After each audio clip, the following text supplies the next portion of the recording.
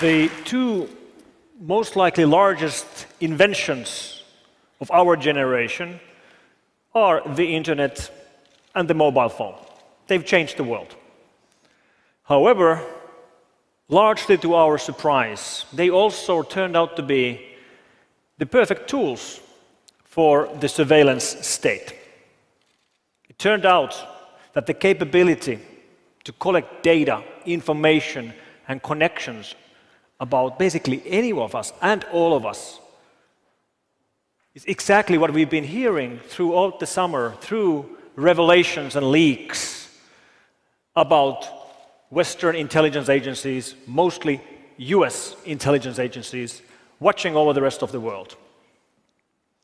We've heard about these starting the revelations from June 6th. Edward Snowden started leaking information, top secret classified information, from the US intelligence agencies. And we started learning about things like PRISM and X-Keyscore and others. And these are examples of the kinds of programs US intelligence agencies are running right now against the whole rest of the world. And if we look back about the forecasts on surveillance by George Orwell, well, it turns out that George Orwell was an optimist. We are right now seeing much larger scale of tracking of individual citizens than he could have ever imagined. Then this here is the infamous NSA data center in Utah. Due to be opened very soon, it will be both a supercomputing center and a data storage center. You could basically imagine it as a large hall filled with hard drives storing data they are collecting. And it's a pretty big building. How big? Well, I can give you the numbers. 140,000 square meters, but that doesn't really tell you very much. Maybe it's better to imagine it as a comparison. You think about the largest IKEA store you've ever been. This is 5 times larger.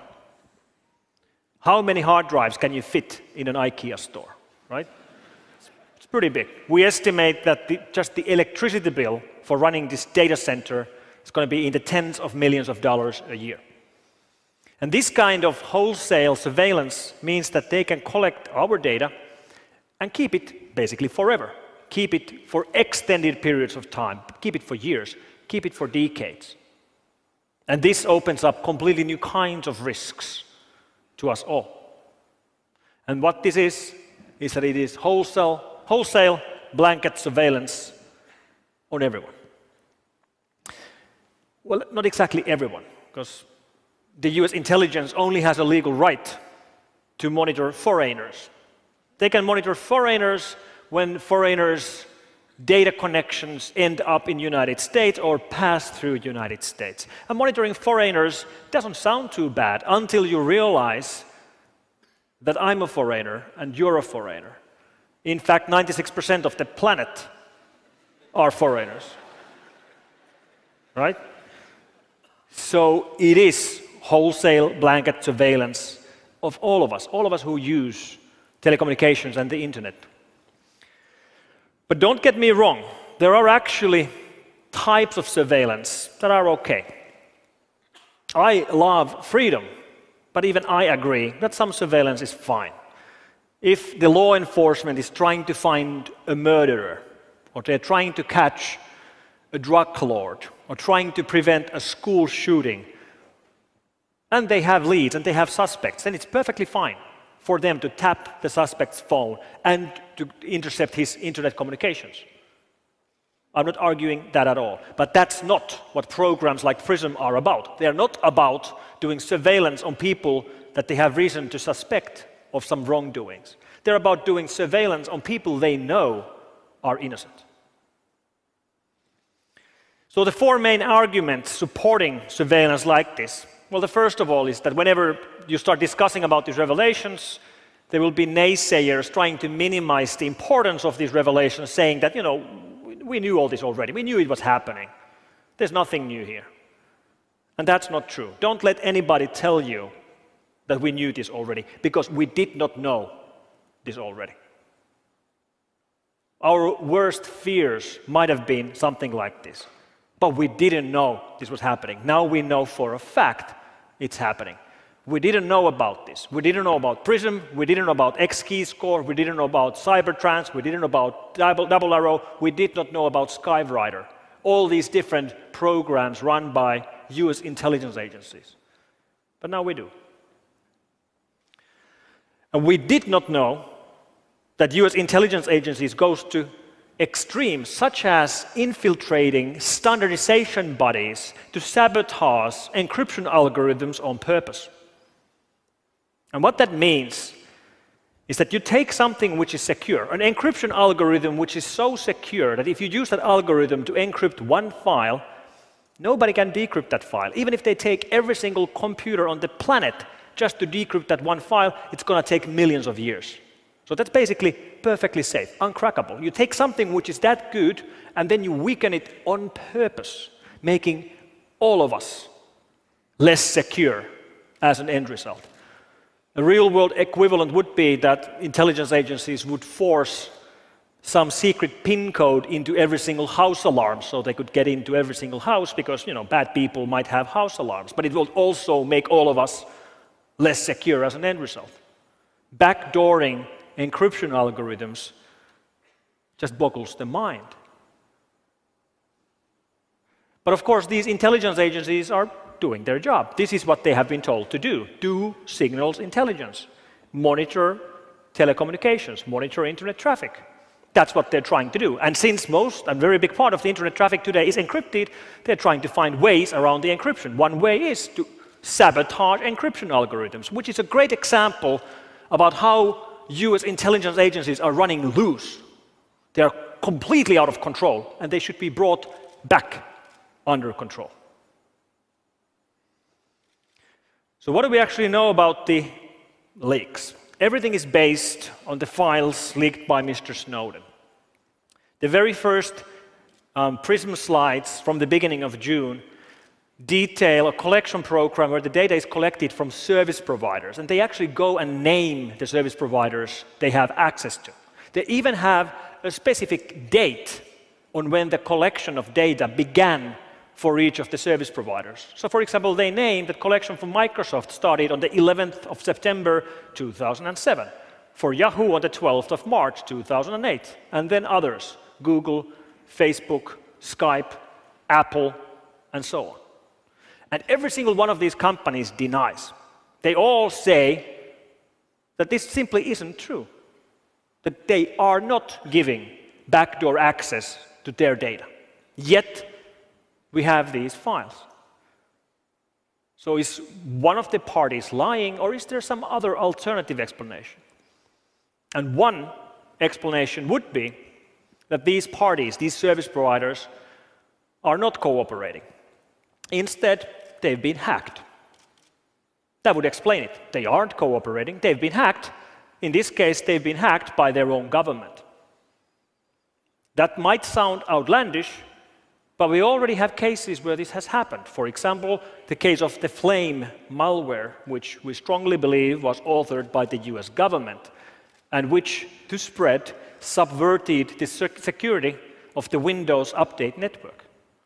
Meaning, here, the company was hacked by their own government. And there's more evidence supporting this theory as well. Der Spiegel from Germany leaked more information about the operations run by the elite hacker units operating inside these intelligence agencies. Inside NSA, the unit is called TAO, Tailored Access Operations, and inside GCHQ, which is the UK equivalent, it's called NAC, Network Analysis Center. And these recent leaks of these 3 slides detail an operation run by this GCHQ intelligence agency from United Kingdom targeting a telco here in Belgium. And what this really means is that an EU country's intelligence agency is breaching the security of a telco of a fellow EU country on purpose. And they discuss it in their slides completely casually. Business as usual. Here's the primary target, here's the secondary target, here's the teaming. They probably have a team building on Thursday evening in a pub.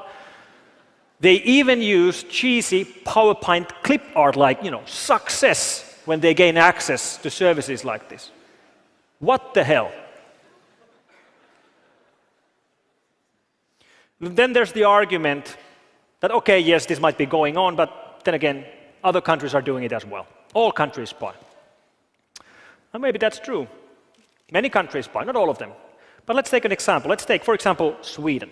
I'm speaking Sweden because Sweden has a little bit similar law to the United States. When your data traffic goes through Sweden, their intelligence agency has a legal right, by the law, to intercept that traffic. All right, how many Swedish decision makers and politicians and business leaders use every day US-based services, like, run Windows or OS X, or use Facebook or LinkedIn, or store their data in clouds like iCloud or SkyDrive or Dropbox, or maybe use online services like Amazon Web Services or Salesforce? And the answer is every single Swedish business leader does that every single day. And then we turn it around. How many American leaders use Swedish webmails and cloud services? And the answer is 0. So this is not balanced. It's not balanced by any means, not even close. And when we do have the occasional European success story, even those then typically end up being sold to the United States. Like Skype used to be secure. It used to be end-to-end encrypted. Then it was sold to the United States. Today, it no longer is secure. So once again, we take something which is secure and then we make it less secure on purpose, making all of us less secure as an outcome. And then the argument that the United States is only fighting terrorists. It's the war on terror. You shouldn't worry about it. Well, it's not the war on terror. Yes, part of it is war on terror. And yes, there are terrorists, and they do kill and maim, and we should fight them. But we know through these leaks that they've used the same techniques to listen to phone calls of European leaders, to tap the email of presidents of Mexico and Brazil, to read email traffic inside United Nations headquarters and EU Parliament. And I don't think they're trying to find terrorists from inside EU Parliament. Right? It's not the war on terror. Part of it might be. And there are terrorists. But are we really thinking about terrorists as such an existential threat that we're willing to do anything at all to fight them? Are the Americans ready to throw away the Constitution and throw it into trash just because there are terrorists? And the same thing with the Bill of Rights and all the amendments and the Universal Declaration of Human Rights and the EU conventions on human rights and fundamental freedoms and the press freedom. Do we really think terrorism is such an existential threat we're ready to do anything at all? But people are cared about terrorists. And then they think that maybe that surveillance is okay because, they have nothing to hide. Feel free to survey me if that helps. And whoever tells you that they have nothing to hide simply haven't thought about this long enough.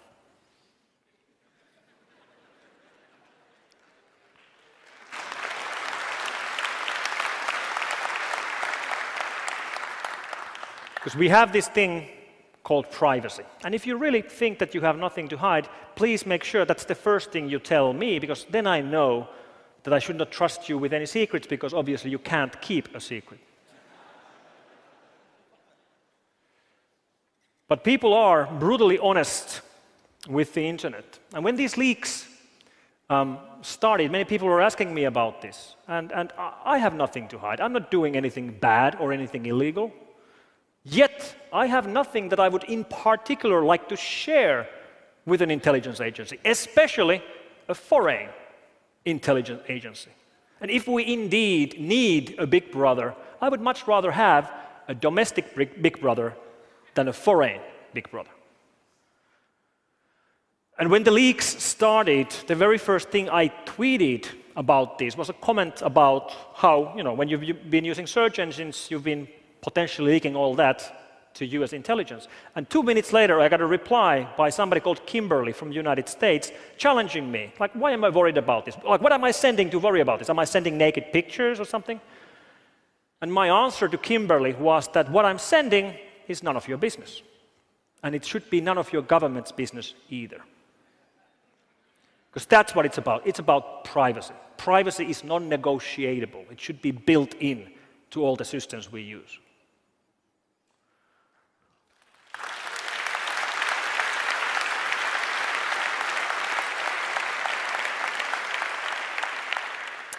And one thing we should all understand is that we are brutally honest with search engines. You show me your search history, and I'll find something incriminating or something embarrassing there in 5 minutes. We are more honest with search engines than we are with our families. Search engines know more about you than your family members know about you. And this is all the kind of information we're giving away. We're giving away to the United States. And surveillance changes history. We know this through examples of corrupt presidents like Nixon. Imagine if he would have had the kind of surveillance tools that are available today. And let me actually quote the President of Brazil, Ms. Dilma Rousseff. She was one of the targets of NSA surveillance. Her email was read, and she spoke at the United Nations headquarters, and she said, if there's no right to privacy, there can be no true freedom of expression and opinion, and therefore there can be no effective democracy. That's what it's about. Privacy is the building block of our democracies. And to quote a fellow security researcher, Marcus Ranum, he said that the United States is right now treating the internet as it would be treating one of its colonies. So we're back to the age of colonization, and we, the foreign users of the internet, we should think about Americans as our masters.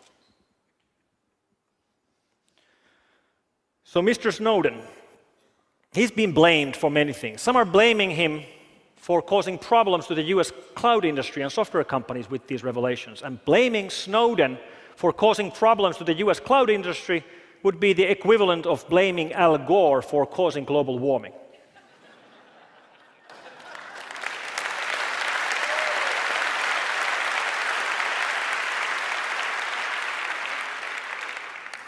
So,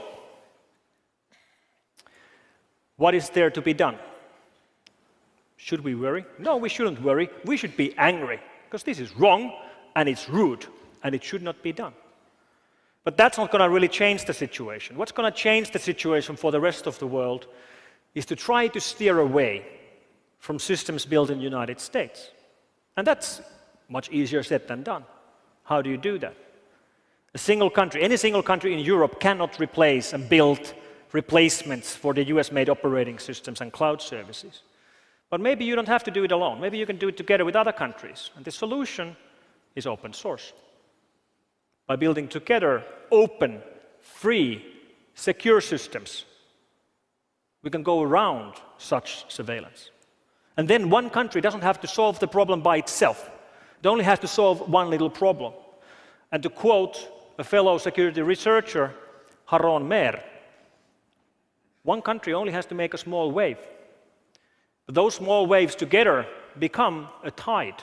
And the tide will lift all the boats up at the same time. And the tide we will build with secure, free, open source systems will become the tide that will lift all of us up and above the surveillance state. Thank you very much.